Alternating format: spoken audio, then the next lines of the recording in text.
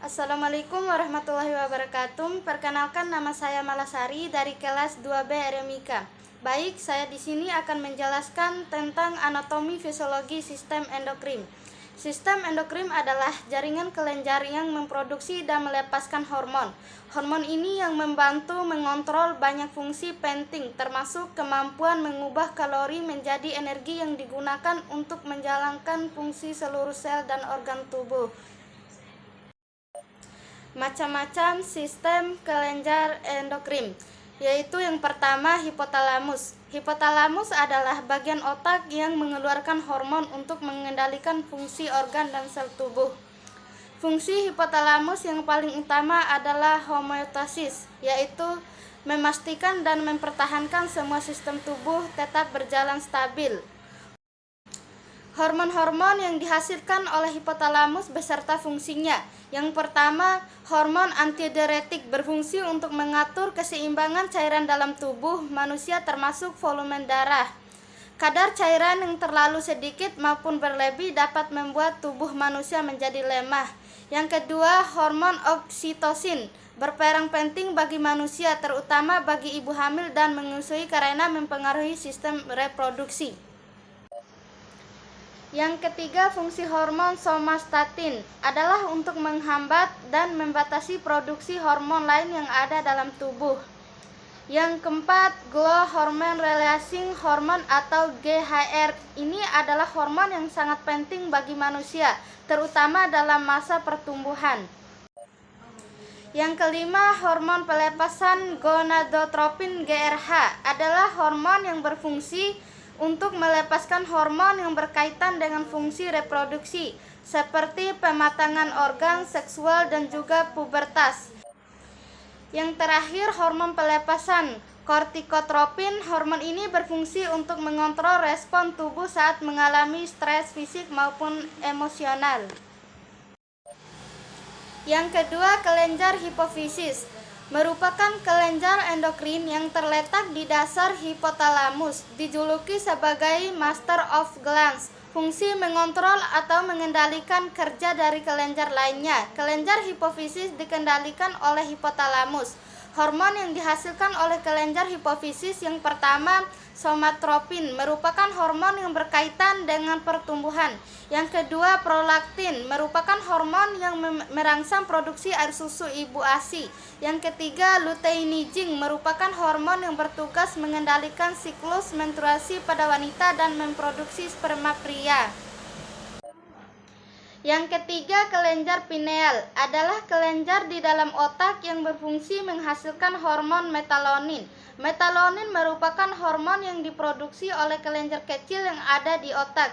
Fungsi utama dari hormon ini adalah membantu mengatur dan memberi sinyal kapan waktu untuk tidur dan waktu untuk terjaga. Selain diproduksi secara alami, hormon tidur ini juga dibuat dalam bentuk suplemen yang bisa dikonsumsi. Yang keempat, kelenjar tiroid merupakan kelenjar di leher bagian depan sebelah bawah jakun dan terdiri dari 2 buah lobus. Hormon-hormon yang dihasilkan oleh kelenjar tiroid beserta fungsinya yaitu yang pertama, tiroksin atau disebut dengan T4. Fungsi utamanya adalah untuk mengatur metabolisme tubuh. Hampir semua sistem tubuh dipengaruhi oleh hormon tiroksin ini.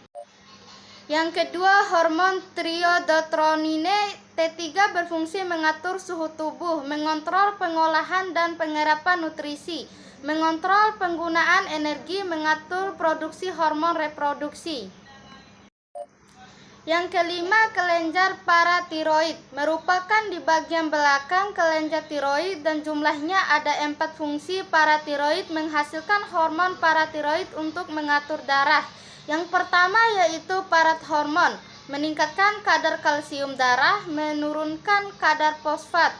Yang kedua, adrenalin, mengubah output jantung atau cardia output, menaikkan tekanan darah, mempercepatkan perubahan glikogen menjadi glukosa pada hati, menaikkan gula darah, mengubah glikogen menjadi asam laknat pada otot, menambah konsumsi O2, menaikkan suhu tubuh dan kecepatan metabolisme basal, merangsang kerja sistem saraf pusat.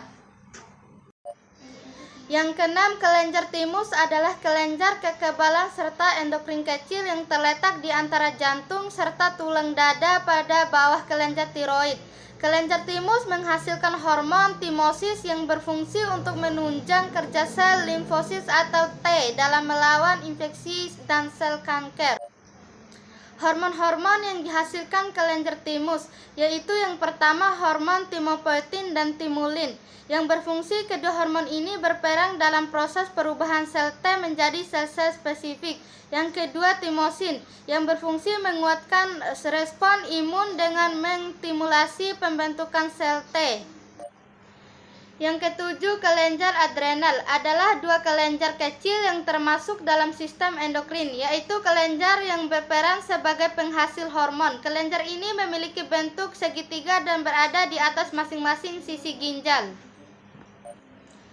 Yang pertama yaitu hormon kortisol. Fungsi hormon kortisol yang dilepaskan oleh kelenjar adrenal adalah mengatur metabolisme lemak, protein, dan karbohidrat. Selain itu, kortisol juga membantu menekan respon perdagangan kadar gula darah, tekanan darah, dan siklus tidur. Yang kedua, hormon androgen berfungsi untuk mengatur organ reproduksi pria sehingga jumlahnya lebih banyak ditemukan pada pria dan hanya sedikit pada wanita. Yang ketiga, hormon aldosterone. Fungsi hormon aldosterone yang dihasilkan oleh kelenjar adrenal adalah mengatur tekanan darah dan elektrolit. Hormon ini akan mengirimkan singa pada ginjal untuk menyerap lebih banyak natrium ke dalam darah dan melepaskan kalium melalui urine. Yang keempat, hormon adrenal berfungsi mengendalikan respon tubuh terhadap stres. Yang kelima, hormon noradrenal fungsinya adalah mengendalikan reaksi tubuh ketika seorang dalam keadaan stres. Yang ke-8, kelenjar pankreas adalah organ kelenjar yang terletaknya ada di dalam perut, tepatnya di dekat hati dan usus kecil.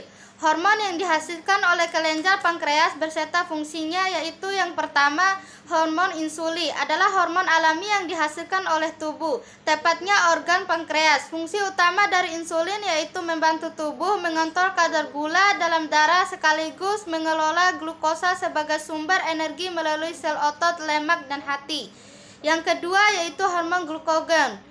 Berfungsi mengatasi kadar gula darah yang sangat rendah pada penderita diabetes yang menggunakan insulin.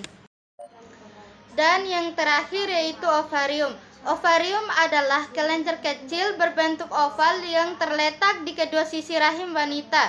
Ovarium berperan penting dalam fungsi reproduksi wanita seperti memproduksi dan menyimpan telur serta menghasilkan hormon wanita seperti estrogen dan progesterone.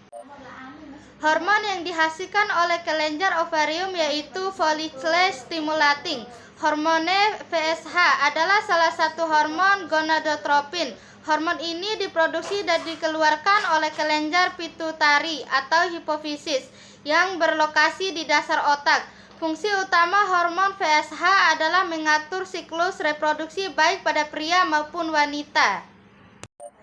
Sekian penjelasan dari saya, lebih dan kurangnya saya mohon maaf. Wabillahi taufiq wal hidayah. Wassalamualaikum warahmatullahi wabarakatuh.